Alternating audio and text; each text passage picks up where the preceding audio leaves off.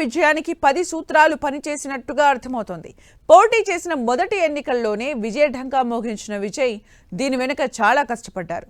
అయితే ఆయన కష్టంతో పాటు వ్యూహ రచన, ప్రత్యర్థి పార్టీ చేసిన తప్పిదాలు, ప్రజల్లో పెరిగిన సానుభూతి, అండగా నిలబడిన అభిమానులు, ఇలా దాదాపు 10 అంశాలు దళపతిని విజయ తీరాలకు చేర్చాయి.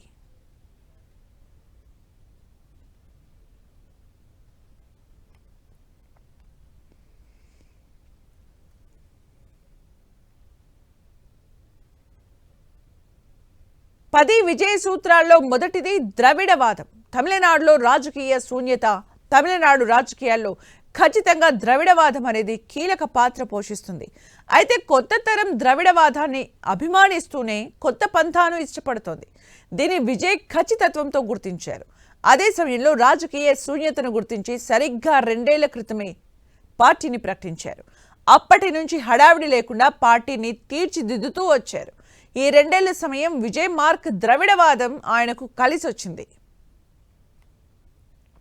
ఇక రెండో పాయింట్గా విజయ్కి బాగా ప్లేస్ అయిన పాయింట్ డిఎంకే, అన్నా డిఎంకేలు ప్రాంతీయ పార్టీలైన జాతీయ పార్టీలతో కలిసి వెళ్లడం, విజయ్ మాత్రం సింగిల్గా పోటీకి దిగడం.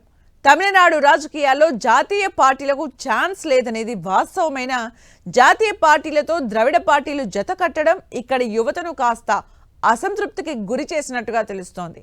ఇది గమనించిన విజయ్ సింగిల్గా బరిలోకి దిగాడు. అన్నా డిఎంకేతో పొత్తులో ఉన్న టీవీకేను తన వైపు తిప్పుకునేందుకు బీజేపీ ప్రయత్నించింది. కానీ విజయ్ మాత్రం మంచైనా చెడైనా ఒక్కడనే భరిస్తానంటూ ఒక్కడే పోటీకి వెళ్ళాడు. ప్రచారంలోనూ తోడేళ్ల గుంపులుగా వస్తాయి, సింహం సింగిల్గా వస్తుందంటూ గర్జించాడు. అనుకున్నట్టే సింగిల్గానే పోటీ చేసి విజిల్ మోగించాడు. ఇక డిఎంకేపై అవినీతి ఆరోపణల్ని ప్రజల్లోకి తీసుకెళ్లడంలో విజయ్ సూపర్ సక్సెస్ అయ్యాడు. ప్రచారాన్ని ప్రారంభిస్తూనే అధికార డిఎంకేపై విరుచుకుపడ్డాడు. తప్పు కదా స్టాలిన్ సార్ అంటూ డిఎంకే ప్రభుత్వంపై అవినీతి ఆరోపణలు గుప్పించారు. తమిళనాడు మద్యం దుకాణాలు, టాస్మాగ్ ద్వారా వ్యవస్థీకృత అవినీతికి పాల్పడుతోందని ఆరోపించాడు. ఈడీ దాడుల్లో 1000 కోట్ల అవినీతి బయటపడిందని విమర్శించాడు. ఇలాంటి అంశాలన్నింటిలో ఆరోపణలు చేసిన విజయ్ డిఎంకే అవినీతిపై ఒక పుస్తకమే రాయొచ్చంటూ ప్రచారం చేశాడు. కరూర్ తొక్కిసలాట ఘటన, ఆ తర్వాత ఎంక్వైరీలు విజయ్కి ప్లస్ అయ్యాయనే అర్థమవుతోంది.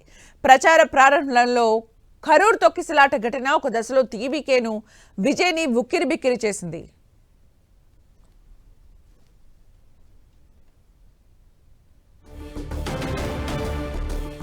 విజయ్ వ్యక్తిగత జీవితంపై విమర్శలు, పరిణామాలు విజయ్ని మానసికంగా కుంగదీసినా రాజకీయంగా నిలబెట్టాయి.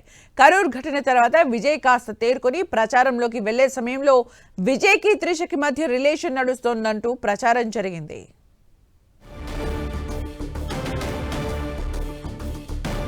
విజయ్ సినిమాల విడుదలకు బ్రేకులు వేయడం రాజకీయ కుట్రలో భాగమని ప్రజలు నమ్మారు. సినిమా టికెట్లను కొనుక్కోవాల్సిన అభిమానులు ఓట్లను గిఫ్ట్గా ఇచ్చారు. కరూర్ ఘటన, ఇంట్లో ఇబ్బందుల తర్వాత విజయ్ జననాయగన్ సినిమా విడుదల కాకుండా ఆపడం కూడా కీ ఫ్యాక్టర్గా నిలిచింది. వ్యక్తిగత అంశాల్లో ఇబ్బంది పెట్టినా విజయ్ ఎక్కడా వెనక్కి తగ్గలేదు. తన పొలిటికల్ ఫోకస్ను పక్కకు పోనివ్వలేదు. తన ప్రచారంలో సామాన్యులనే అడ్రస్ చేసిన విజయ్ వాళ్ళలోని వ్యక్తులనే తన అభ్యర్థులుగా ప్రకటించాడు. తమిళనాడు రాజకీయాలంటేనే వరాల జల్లులుంటాయి. మేనిఫెస్టోలు ఉచితాలతో నిండిపోతాయి. ఇదే తరహాలో విజయ్ కూడా తన మేనిఫెస్టో రూపొందించాడు.